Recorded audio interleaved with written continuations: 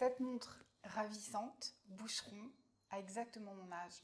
Si je l'ai trouvée, c'est grâce à Françoise Paris, qui a été fondée par Anne de Ponton. Je suis allée la rencontrer, elle m'a raconté son histoire. Comment t'es venue l'idée de Françoise Paris? Alors j'ai été amenée à rencontrer deux passionnés d'horlogerie. On s'est dit, en fait, il y a des femmes qui s'intéressent à l'horlogerie, alors on va créer quelque chose pour justement s'adresser à ces femmes. En fait, il y avait un vide sur le marché. Il y avait complètement un vide et en plus on s'est rendu compte que on ne s'adressait pas à la femme à propos de l'horlogerie de la même manière qu'on s'adressait à un homme. La femme, c'est avant tout le dessin et plus un côté style et mode. Tout ce qui est vintage, sur le luxe, est en plein essor. Comment tu expliques ça? Ce goût pour la chose ancienne, la chose qui dure, qui a peut-être plus d'âme. Il y a le côté aussi rareté. Est-ce qu'il y a aussi une conscience de voilà, je veux dépenser dans quelque chose qui a du sens? Quels ont été les challenges auxquels tu as été confrontée quand tu as monté Françoise Paris? Le principal défi, ça a été le fait de se retrouver dans un monde d'hommes et de s'affirmer en tant que femme qui est capable aussi de parler d'horlogerie. Le fait aussi, commencer sur les réseaux sociaux, c'est jamais évident. Donc voilà, il fallait réussir à avoir une certaine notoriété. Alors, comment tu fais pour les trouver, ces magnifiques pièces? Le marché est quand même assez riche parce que justement, c'est des pièces qui intéressent pas forcément nos confrères. C'est beaucoup les maisons de vente aux enchères. Sinon, on travaille avec d'autres marchands.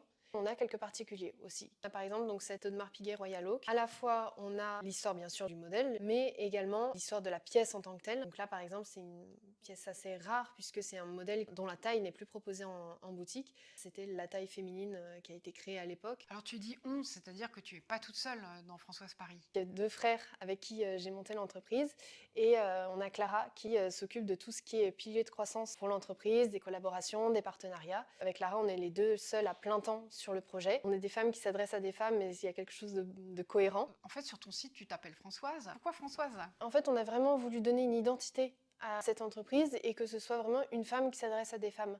Et c'est pour ça qu'on a voulu vraiment la personnifier. Françoise qui rappelle un peu le côté vintage aussi. Et on est très attaché aux années 60-70 et donc aux célébrités comme Françoise Sagan, Françoise d'Orléac, Françoise Hardy. Ce sont des Parisiennes avec un style assumé, dont certaines avaient de très belles montres. Quelle est votre stratégie pour vous faire connaître aujourd'hui? On veut vraiment se positionner comme étant la référence de la montre vintage pour femmes, en France comme à l'international.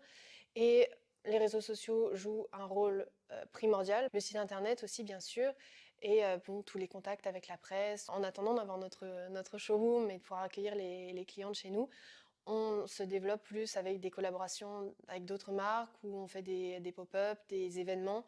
On axe aussi notre développement sur le dialogue avec ses clientes qui ont envie de découvrir l'horlogerie. C'est qui votre clientèle aujourd'hui? Quel type de femme? La cliente type, on va dire que c'est la femme de 30 ans qui cherche un cadeau pour son anniversaire et qui cherche une pièce qui a du sens. On a des clientes qui vont se tourner vers des valeurs sûres, des pièces emblématiques de telle ou telle maison, et d'autres qui voudront justement quelque chose d'un peu plus particulier et se tourneront soit vers du encore plus ancien, soit vers quelque chose d'un peu plus joaillier. Donc, quels sont les modèles qui fonctionnent le mieux, soit dans la catégorie tendance ou signature tendance, soit dans des montres que vous aimez bien et qui sont un peu plus particulières? On est très lié aux actualités des maisons d'horlogerie. Donc je sais qu'il y a des pièces qu'on va beaucoup nous demander parce qu'elles sont tendance en ce moment. Typiquement, on peut citer la maison Cartier avec la baignoire. La baignoire que tu portes? Exactement. Celle-ci est assez particulière en or blanc avec un bracelet casque d'or qui est sublime, qu'on voit pas partout. Même un modèle qui est iconique, il pourra être décliné comme par exemple cette panthère qui certes est une panthère, donc modèle très répandu, mais avec un cadran en nacre grise qu'on voit pas partout, serti de diamants. Sinon il y a les montres mini aussi qui sont vraiment dans la tendance. Et ensuite des pièces plus exceptionnelles.